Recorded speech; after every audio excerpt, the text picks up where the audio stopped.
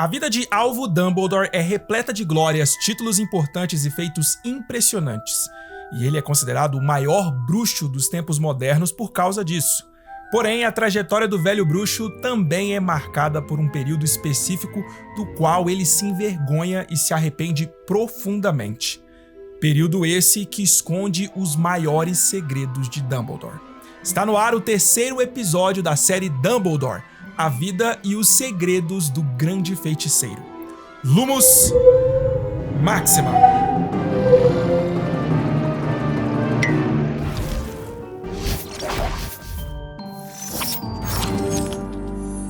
E aí, meus bruxos? Bruno Santiago aqui, vocês estão no Wizarding Bruno, sua inesgotável fonte de magia. No segundo episódio de Dumbledore, a vida e os segredos do grande feiticeiro, nós falamos sobre a infância de Dumbledore e sobre as tragédias que marcaram a vida do pequeno Alvo. Também falamos dos anos de Dumbledore como estudante de Hogwarts e discutimos os feitos que ele realizou e os vários prêmios que conquistou enquanto ainda era aluno da Escola de Magia e Bruxaria Britânica. No episódio de hoje, nós vamos falar sobre o período da vida de Dumbledore que ele mais se envergonha. Vamos falar sobre os maiores segredos de Dumbledore e o maior trauma de sua vida. Trauma esse que, no fim das contas, acabou levando o velho bruxo à morte. Após terminar seus estudos em Hogwarts no verão de 1899, Dumbledore tinha tudo planejado para embarcar em uma grande aventura ao lado do seu amigo Eliphas Dodge. Imagino que a ideia dos dois era viajar o mundo em busca de mais conhecimento e habilidades mágicas. Porém, justo na noite anterior a essa viagem, mais uma tragédia na vida de Alvo pôs fim nesses planos. A mãe de Alvo, Kendra Dumbledore, foi acidentalmente morta por uma súbita erupção de magia descontrolada de Ariana, a irmã mais nova de Alvo. Vejam só o que Aberforth, irmão de Dumbledore, disse sobre como tudo isso aconteceu. Então, quando completou 14 anos, entendem? Eu não estava em casa. Se estivesse, poderia tê-la acalmado. Ariana se descontrolou e minha mãe já não era tão jovem quanto antes. E foi um acidente. Ariana não pôde controlar. Matou minha mãe. Esse imprevisto pôs fim à viagem de Alvo com o doguinho ao redor do mundo. Os dois vieram a Godric's Hollow para os funerais de mamãe e em seguida Dodge partiu sozinho e Alvo se acomodou no papel de chefe de família. Eu teria cuidado de Ariana e disse isso a ele. Eu não fazia questão de frequentar a escola. Teria ficado em casa. Ele me disse que eu tinha que terminar minha educação e ele assumiria as obrigações de minha mãe. Um certo revés para o senhor gênio, pois não há prêmios por cuidar de uma irmã semi-louca para impedi-la de explodir a casa a cada 2 dias. Portanto, por causa da trágica morte da mãe, Dumbledore teve que deixar de lado seus planos ambiciosos em busca do sucesso e da glória para cuidar de sua família, para cuidar de Aberforth e Ariana, que, como vimos no episódio anterior, tinha desenvolvido um Obscurus, por causa do trauma que ela sofreu ao ser atacada por uns garotos trouxas. Ariana desenvolveu o Obscurus porque, após esse ataque, ela passou a achar que fazer magia era algo ruim e por isso tentava reprimir a própria magia. Vários anos depois, quando Harry encontra Dumbledore no lugar que se parecia King's Cross, o velho bruxo disse como se sentiu naquele período em que precisou desistir de seus planos pessoais para cuidar de seus irmãos.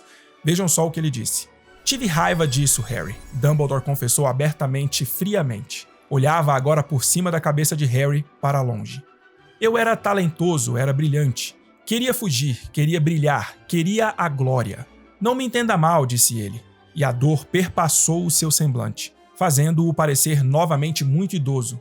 Eu os amava, amava meus pais, amava meu irmão e minha irmã, mas era egoísta, Harry.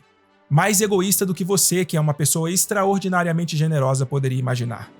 Então, quando minha mãe morreu e me deixou a responsabilidade de uma irmã incapacitada e um irmão rebelde, voltei para minha aldeia enraivecido e amargurado.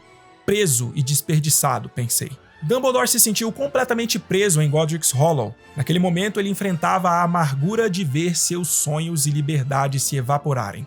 Mas foi exatamente nesse momento, quando parecia que o destino não tinha mais surpresas boas, que então, de acordo com as próprias palavras de Dumbledore, naturalmente, ele chegou. Gellert Grindelwald. Mas deixa eu fazer uma pausa rápida aqui para falar do Valeu Demais. Vocês podem apoiar ainda mais o canal utilizando o Valeu Demais para comentar nesse ou em qualquer outro vídeo do Wizarding Bruno. O Valeu Demais é como o superchat das lives, só que para vídeos como esse aqui. com o Valeu Demais, vocês fazem uma contribuição extra para o canal, além de garantir que seu comentário será respondido. Apoiem o Wizarding Bruno usando o Valeu Demais.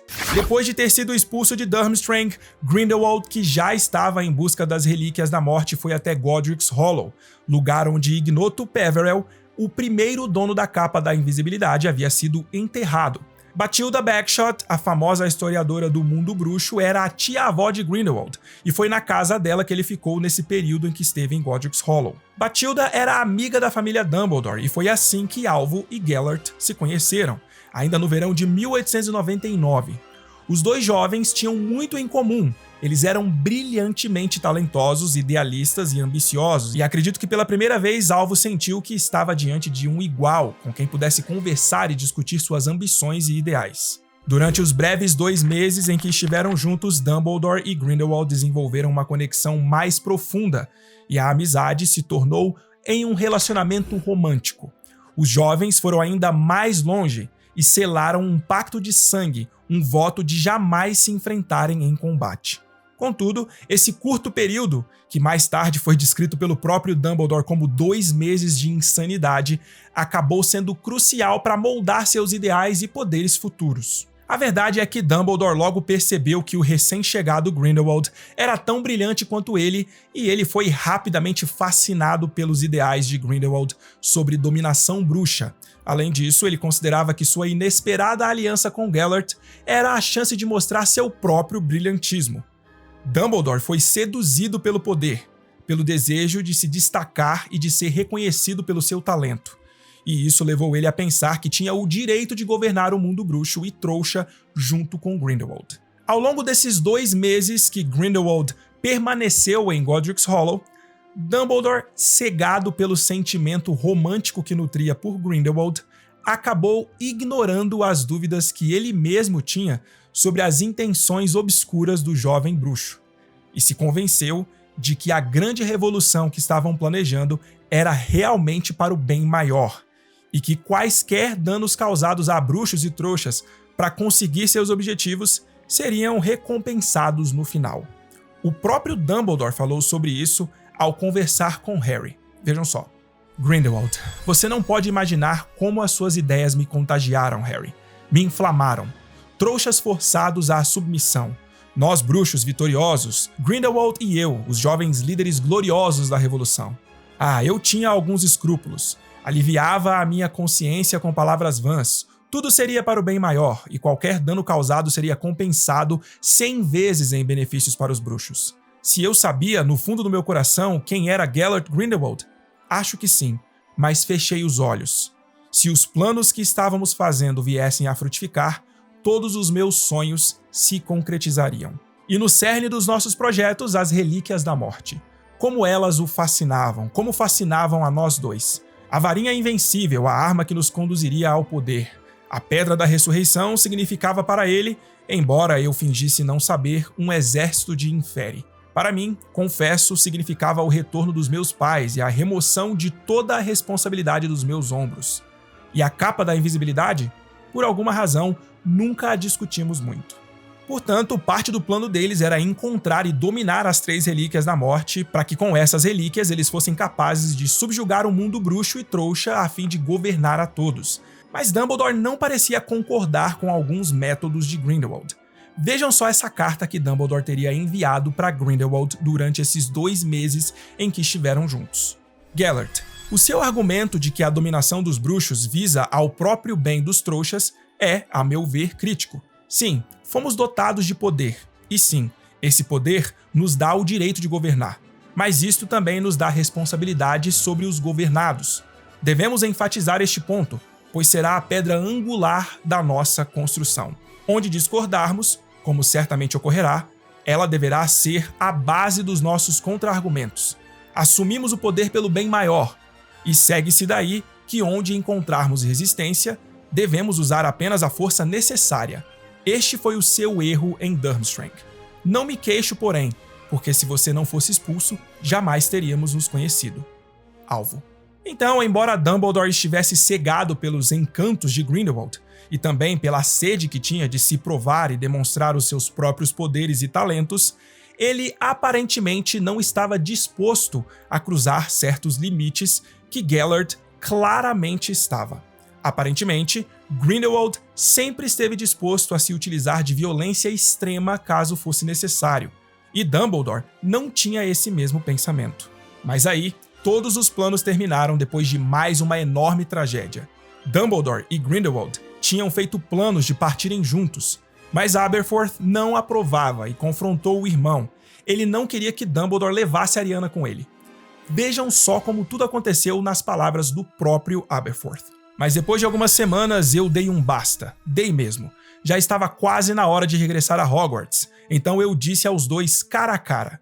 Disse-lhe, é melhor desistir agora, não pode tirá-la daqui, ela não tem condição, não pode levá-la com você. Seja lá onde quer que pretenda ir, quando estiver fazendo os seus discursos inteligentes, tentando conquistar admiradores. Ele não gostou. Grindelwald não gostou de ouvir isso. Ficou irritado. Me disse que eu era um menino idiota, tentando barrar o seu caminho e do meu genial irmão. Será que eu não entendia? Minha pobre irmã não precisaria mais ser escondida depois que tivessem transformado o mundo e tirado os bruxos da clandestinidade e ensinado aos trouxas qual era o seu lugar? Então tivemos uma briga e saquei a minha varinha. Ele sacou a dele e fui atingido por uma maldição Cruciatus lançada pelo melhor amigo do meu irmão. E Alvo tentou impedi-lo, e de repente nós três estávamos duelando, e os clarões e os estampidos assustaram Ariana. Ela não os suportava. E acho que ela quis ajudar, mas não sabia exatamente o que estava fazendo. E não sei qual de nós fez aquilo. Poderia ter sido qualquer um de nós. E ela caiu morta. Imediatamente após a morte de Ariana, Grindelwald fugiu e desapareceu com seus planos de tomar o mundo trouxa e bruxo, juntamente com os planos de possuir as Relíquias da Morte. Então, assim como ele simplesmente apareceu de repente na vida de Alvo, ele também desapareceu de repente. Vejam só o que Dumbledore disse sobre essa ocasião. Grindelwald fugiu, como todo mundo, exceto eu, poderia ter previsto. Sumiu com os seus planos de tomar o poder e seus projetos de torturar trouxas. E seus sonhos com as Relíquias da Morte, sonhos em que eu o encorajara e ajudara. Ele fugiu, me deixando sozinho para enterrar minha irmã e aprender a viver com a minha culpa e o meu terrível pesar, o preço da minha vergonha. Depois do desaparecimento de Grindelwald, Alvo e Aberforth realizaram o funeral de Ariana, e durante o funeral, Aberforth quebrou o nariz do irmão, completamente tomado pela raiva por causa de tudo que tinha acontecido. E esse é o motivo de Alvo ter o nariz torto, como é descrito nos livros. O relacionamento entre Alvo e Aberforth, que antes já era complicado, se tornou ainda mais complexo depois da morte de Ariana. Dumbledore nunca superou completamente a morte de Ariana. Apesar de nunca terem sabido de qual varinha realmente veio o feitiço que matou a jovem Ariana, Alvo sempre se considerou o responsável pela morte da irmã. Ele carregou essa culpa pelo resto de sua vida. E 3 fatos sobre a saga comprovam isso. De fato, ele carregava consigo um remorso e uma tristeza enormes por todas as tragédias que tinham acontecido à sua família. E esses 3 fatos mostram exatamente isso. Fato número 1. Vejam só o que Dumbledore disse para o Harry no lugar que se parecia a King's Cross. Após mais um breve intervalo, Harry disse: "O Senhor tentou usar a Pedra da Ressurreição." Dumbledore fez que sim. Quando a descobri, depois de tantos anos, enterrada na casa abandonada dos Gaunt, a relíquia mais desejada de todas, embora na minha juventude eu a quisesse possuir por motivos muito diversos, perdi a cabeça, Harry. Esqueci que fora transformada em Horcrux, que o anel certamente carregaria um feitiço. Apanhei-o e coloquei-o no dedo, e por um segundo imaginei que estava prestes a ver Ariana, minha mãe e meu pai, e lhes dizer o muito que eu lamentava. Fui muito tolo, Harry.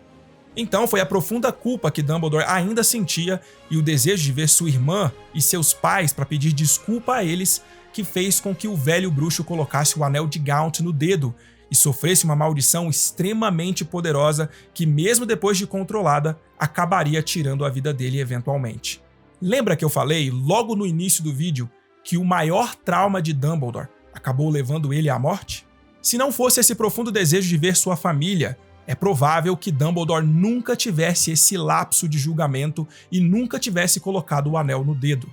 Com isso, ele não teria recebido a maldição que recebeu, e assim é quase certo que ele não teria planejado sua própria morte.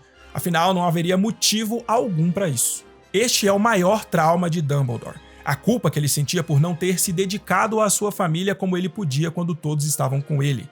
E o único outro membro vivo da família, seu irmão, era profundamente magoado com ele por causa de sua busca por glória e poder no passado, e por causa de tudo que tinha acontecido com a Ariana. Fato número 2. Em Harry Potter e a Pedra Filosofal existe um momento muito icônico e emblemático envolvendo Dumbledore e o espelho de Yogezed. Harry pergunta para o professor o que ele via quando olhava no espelho. Como vocês bem sabem, o espelho de Yogezed é um objeto que mostra nada mais nem menos do que o desejo mais íntimo, mais desesperado do coração daqueles que olhavam para ele. Dumbledore responde para o garoto que quando ele olhava para o espelho, ele se via segurando um par de grossas meias de lã. Mais tarde, já em seu dormitório, Harry pensa que talvez Dumbledore tivesse mentido ao dar essa resposta, já que aquela era uma pergunta muito pessoal. Mas em um chat ao vivo, em conjunto com a editora Bloomsbury, em julho de 2007, a autora J.K. Rowling revelou o que Dumbledore viu no espelho naquela ocasião. Vejam só o que ela disse. Ele viu sua família viva, inteira e feliz. Ariana, Percival e Kendra voltaram para ele, e Aberforth se reconciliou com ele.